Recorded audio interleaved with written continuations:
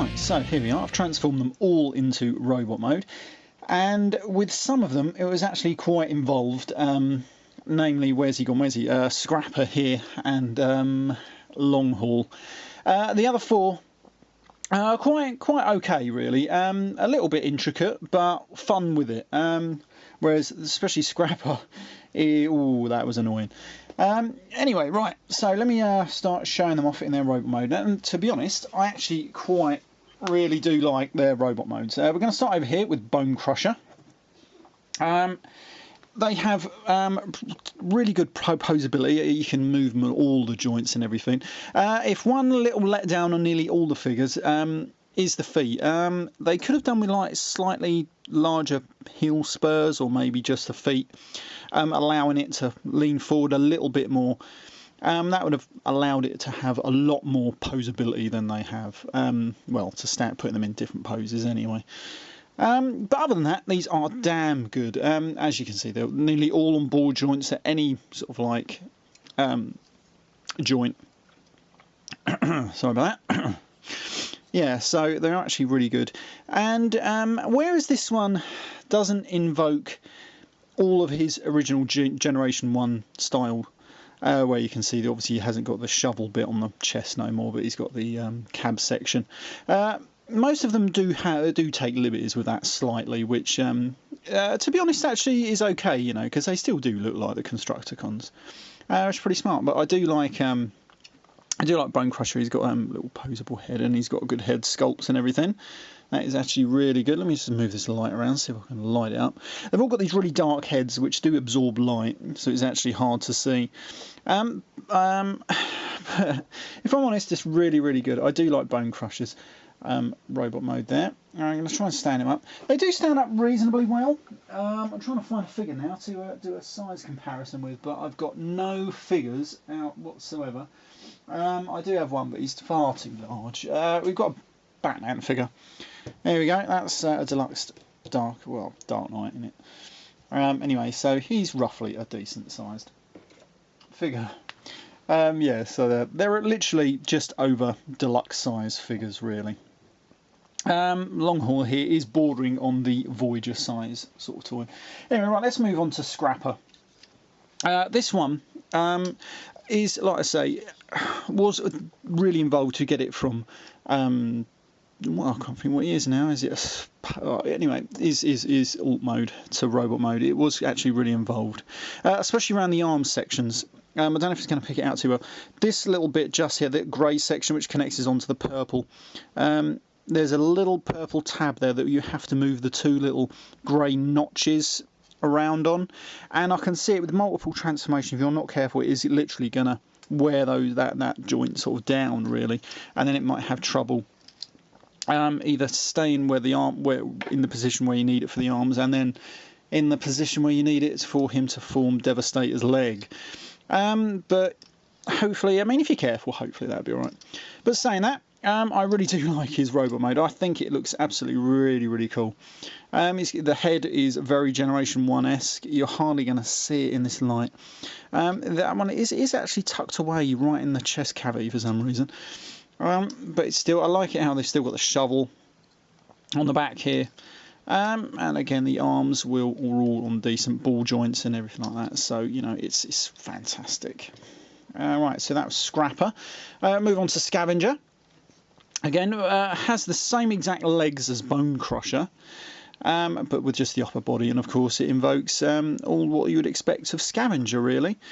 They do have a little bit of kibble on the back. This is like the arm assembly for Devastator, so obviously that's just going to hang around on the back. And then you've got the shovel here attached to his arm, whereas obviously on the Generation 1 it was attached to his back, but that looks okay.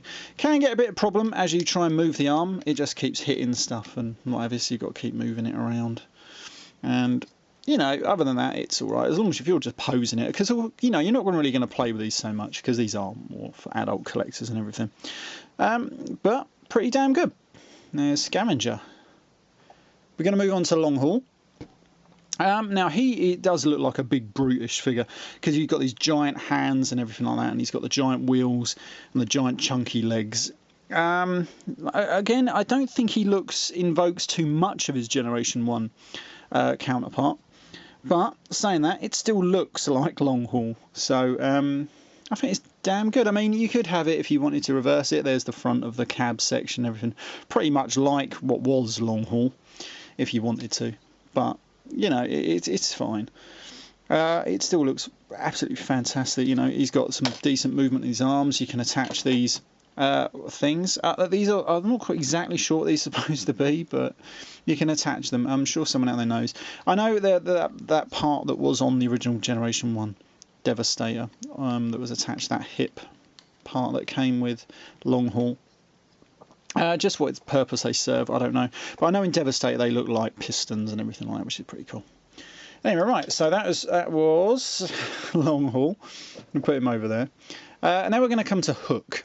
Hook is actually okay. I like it how, you know, they've gone with a classic look. I'm just going to take his gun off there. All the guns, of course, do combine to form Devastator's main weapon, which is pretty smart. This figure is okay. It looks very much like the original Hook. Now then, they've stuck the crane just on a peg on the back, but you can attach it to this position here, giving him an over-the-shoulder crane look, which, you know, unless you're posing him like he's building something, is a bit pointless, really. Yeah, so I'm just going to put that back. That just tabs in the back there. It's quite easy. Yeah, I mean, it's all right. The only other problem I've got is where they've tried to obviously hide all Devastator's parts on him. He ends up with Devastator's head stuck to his toes. That's my only misgiving about this figure. Other than that, it's really good. I really do like these. I think these figures are absolutely brilliant. Well worth the money I spent on these, actually. And then we're going to come to the last figure, which is Mixmaster. He's by far the tallest of all these. Great. I'll tell you what, the ingenuity they've gone into putting these legs together, allowing it to form Devastator's foot and his legs, and with all the posability that you could imagine, because we've got the foot that's on a ball joint, but also you can move it. It's absolutely, look at that. It's on a double sort of ball joint, so you can move it around, and you can do all manner of poses. The only problem I've got is the head seems to be stuck against the giant top bit, whatever you want to call this bit. You can rotate it around, but it does seem to get lodged or wedged against it, which is a bit of a shame. But other than that, it looks amazing. I think this looks a great figure. They've even got a ball joint on the waist, but that's mainly for Devastator. But it's just fantastic. You put all these together, these look amazing figures. Absolutely amazing. Right, well, there is a number of other things that you can do with these figures. Like I say, you know, you've got the options of combine all these to form Devastator's gun, but it also comes with the little trailers that came with, I believe it was Mixmaster and Scrapper. And you can attach them, for example, to Mixmaster, which we're going to do just here. I'm not totally sure exactly which way round you're supposed to do them, but it seems to work better this way. It's got tabs on either side, so it don't matter. And then you can see his little holes there. And you just sort of push them in there, sort of. And I'm not exactly sure what these are supposed to be, because I don't read the Japanese that's on the box. But they kind of look like jump pack thrusters or something like that. You know, it looks all right, I suppose, for what it is. Yeah, you know, I'll go along with it. Yeah.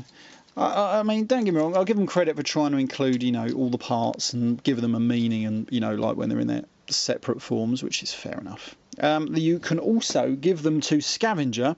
You can fold away his arms and then give him like this giant pair of arms, basically. That isn't too bad. It looks all right in the box. Anyway, I haven't done it yet. I probably won't, because it probably looks a little silly. But that is it for robot modes. Yeah, 10 out of 10 for robot modes. I really do like them. Can be a bit pissing off trying to transform the blooming things. Anyway, right, let's transform this into Devastator now, and I'll be right back.